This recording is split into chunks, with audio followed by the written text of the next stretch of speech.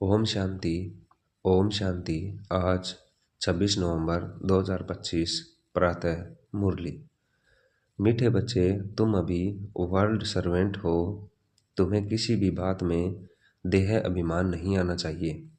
प्रश्न है, कौन सी एक आदत ईश्वरीय कायदे के विरुद्ध है जिसमें बहुत नुकसान होता है?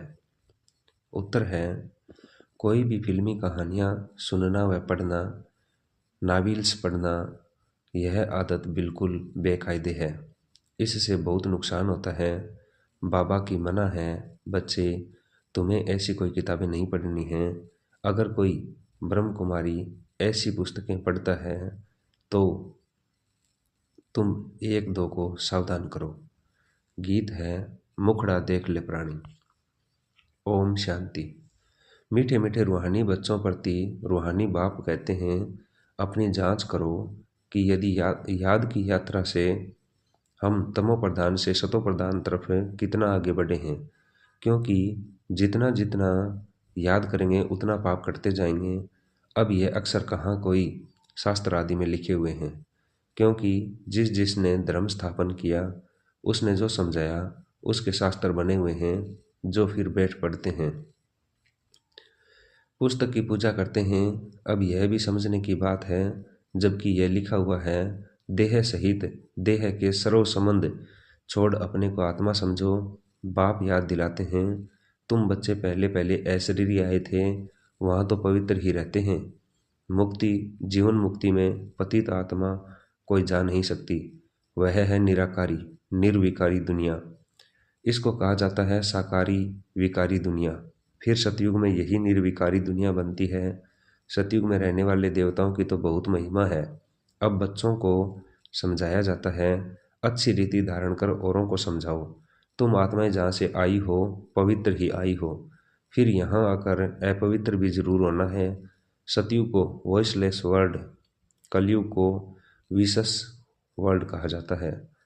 अब तुम पतित पावन बाप को याद करते हो कि हमको पावन वॉइसलेस बनाने आप विशेष दुनिया विशेष शरीर में आओ। बाप खुद बैठ समझाते हैं, बर्मा के चित्र पर ही मूंझते हैं कि दादा को क्यों बिठाया है। समझाना चाहिए, यह तो भागीरथ है। शिव भगवानुवाच है, यह रथ मैंने लिया है क्योंकि मुझे प्रकृति का आधार जरूर चाहिए, नहीं तो मैं तुमको पतित से पावन कैसे बनाऊं। रोज पढ़ाना भी जरूर है। अब बाप तुम बच्चों को कहते हैं, अपने को आत्मा समझ मामेकम याद करो। सभी आत्माओं को अपने बाप को याद करना है। श्री कृष्ण को सभी आत्माओं का बाप नहीं कहेंगे, उनको तो अपना शरीर है। तो यह बाप बहुत सहज समझाते हैं। जब भी किसी को समझाओ तो बोलो, बाप कहते हैं तुम अशरीरी आए, अब अशरीरी बनकर जाना है। वहाँ से पवित्र आत्मा ही आती है। भल कल कोई आते तो भी पवित्र हैं, तो उनकी महिमा जरूर होगी। सन्यासी, उदासी, गृहस्थी, जिनका नाम होता है, जरूर उनका यह पहला जन्म है ना। उनको आना ही है धर्म स्थापन करने। जैसे बाबा गुरु नानक के लिए समझाते हैं, अब गुरु अक्सर भी कहना पड़ता है, क्योंकि नानक नाम तो बहुतों का है ना। जब किसी की महिमा की जाती है तो उस मतलब से कहा जाता है, न कहें तो अच्छा नहीं। वास्तव में बच्चों को समझाया है, गुरु कोई भी है नहीं सिवाय एक के, जिसके नाम पर ही गाते हैं सतगुरु अकाल। वह अकाल मूर्त है, अर्थात जिसको काल न खाए, वह है आत्मा। तब यह कहानियाँ आदि बैठ बनाई हैं। फिल्मी कहानियों की किताब, नॉवेल्स आदि भी बहुत पढ़ते हैं। बाबा बच्चों को खबरदार करते हैं, तुम्हें कभी भी कोई नॉवेल आदि नहीं पढ़ना है। कोई कोई को आदत होती है, यहाँ तो तुम सौभाग्यशाली बनते हो। कोई ब्रह्म कुमारी या ब्रह्म कुमार भी नॉवेल्स पढ़ते हैं। इसलिए बाबा सब बच्चों को कहते हैं, कभी भी किसको नॉवेल पढ़ता देखो तो झट उठाकर फाड़ दो। इसमें डरना नहीं है। हमको कोई श्राप न दे, वह गुस्से न हो, ऐसी कोई बात नहीं। तुम्हारा काम है एक दो को सावधान करना। फिल्म की कहानियाँ सुनना या पढ़ना बेकायदे है। बेकायदे कोई चलन है तो झट रिपोर्ट करनी चाहिए, नहीं तो सुधरेंगे कैसे। अपना नुकसान करते रहेंगे, खुद में ही योग बल नहीं होगा तो यहाँ क्या बैठ सिखलाएंगे। बाबा की मना है, अगर फिर ऐसा काम करेंगे तो अंदर दिल जरूर खाती रहेगी, अपना नुकसान होगा। इसलिए कोई में भी कोई अवगुण देखते हो तो लिखना चाहिए। कोई बेकायदे चलन तो नहीं चलते, क्योंकि ब्राह्मण इस समय सर्वेंट है ना। बाबा भी कहते हैं बच्चे नमस्ते, अर्थ सहित समझाते हैं। बच्चियां पढ़ाने वाली जो हैं उनमें देह अभिमान नहीं आना चाहिए। टीचर भी स्टूडेंट का सर्वेंट होता है।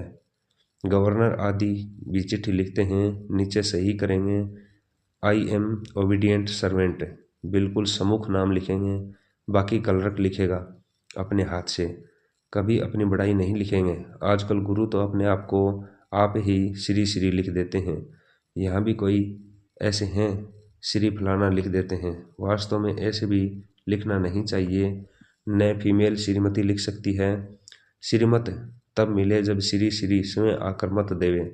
तुम समझा सकते हो कि जरूर कोई की मत से यह देवता बने हैं ना। भारत में किसी को भी यह पता नहीं कि यह इतना ऊंच विश्व के मालिक कैसे बने। तुमको तो यही नशा चढ़ना चाहिए। यह एम ऑब्जेक्ट का चित्र सदैव छाती से लगा होना चाहिए। किसको भी बताओ, हमको भगवान पढ़ाते हैं जिससे हम विश्व का महाराजा बनते हैं। बाप आए हैं इस राज्य की स्थापना करने। इस पुरानी दुनिया का विनाश सामने खड़ा है। तुम छोटी छोटी बच्चियां तोतली भाषा में किसको भी समझा सकती हो। बड़े बड़े सम्मेलन आदि होते हैं, उनमें तुमको बुलाते हैं। यह चित्र तुम ले जाओ और बैठ कर समझाओ। भारत में फिर से इन्हीं का राज्य स्थापन हो रहा है। कहीं भी भरी सभा में तुम समझा सकते हो। सारा दिन सर्विस का ही नशा रहना चाहिए। भारत में इनका राज्य स्थापन हो रहा है। बाबा हमको राजयोग सिखला रहे हैं। शिव भगवान वाच, हे बच्चों, तुम अपने को आत्मा समझ मुझे याद करो तो तुम यह बन जाएंगे 21 पीढ़ी के लिए। देवी गुण भी धारण करने हैं। अभी तो सबके आसुरी गुण हैं। श्रेष्ठ बनाने वाला तो एक ही श्री श्री शिव बाबा है। वही ऊंच ते ऊंच बाप हमको बढ़ाते हैं। शिव भगवान वाच, मन मना भवै। भागीरथ तो मशहूर है। भागीरथ को ही ब्रह्मा कहा जाता है, जिसको महावीर भी कहते हैं। यहाँ देलवाड़ा मंदिर में बैठे हुए हैं ना।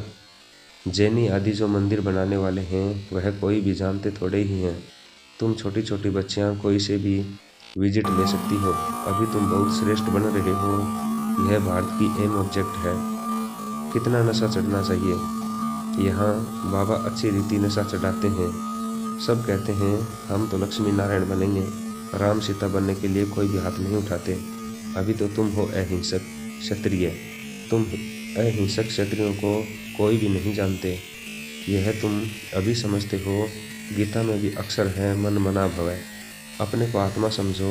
यह तो समझने की बात है ना, और कोई भी समझ नहीं सकते।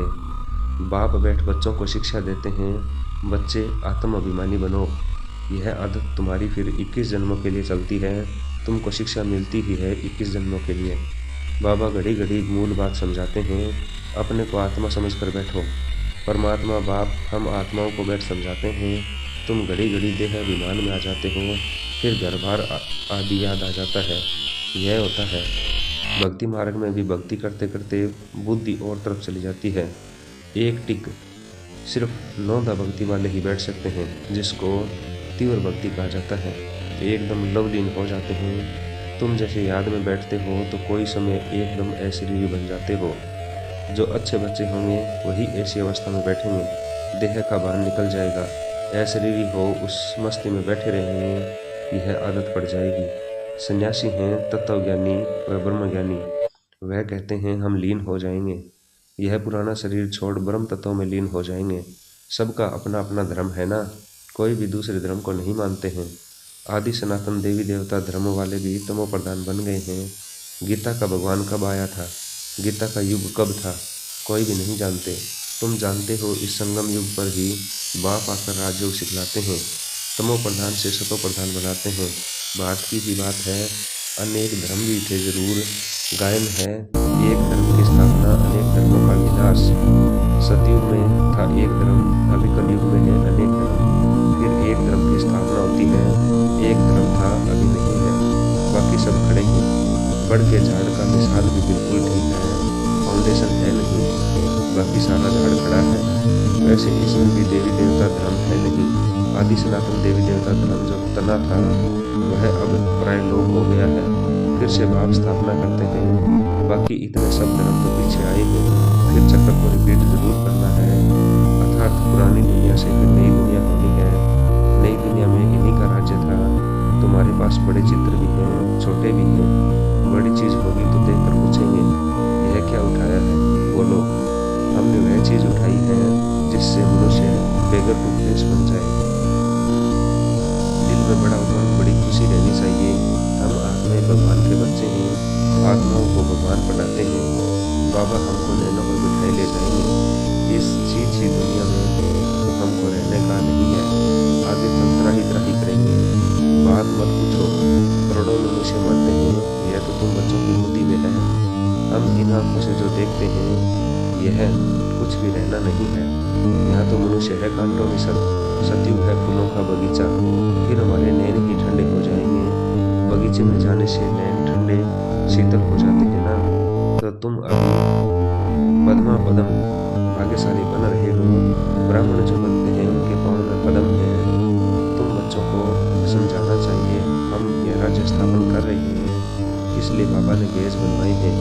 सफेद साड़ी पहनी हुई हो, बेज लगा हो, इससे स्वतः सेवा होती रहेगी।